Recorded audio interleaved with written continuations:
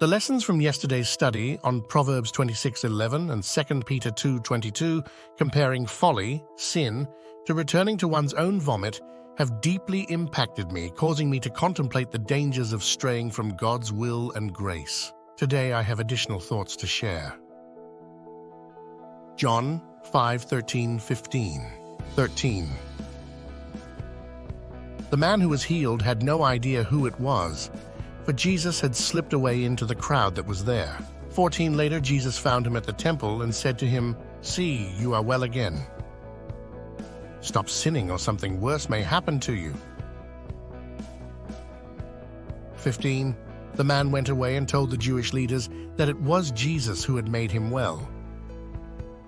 There's two different ways I take the scripture. 1.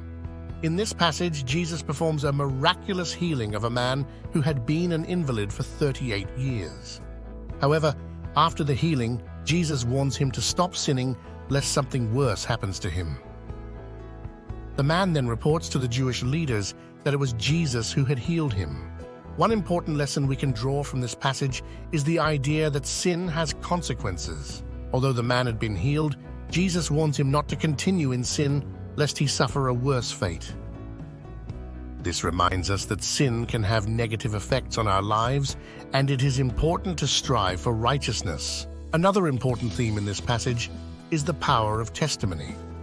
The man who was healed becomes a witness to the power of Jesus, spreading the news of his miraculous healing to others, even in the face of opposition from the Jewish leaders.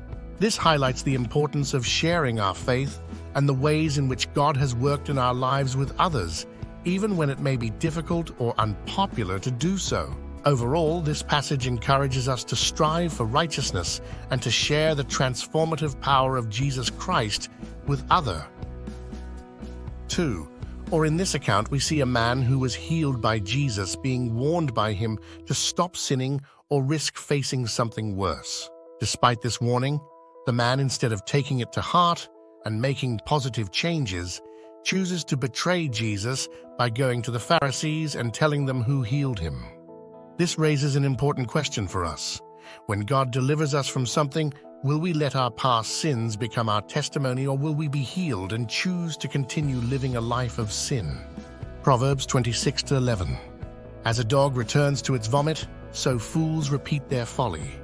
All of us need to make sure our actions are not betray the healing that God has done our life.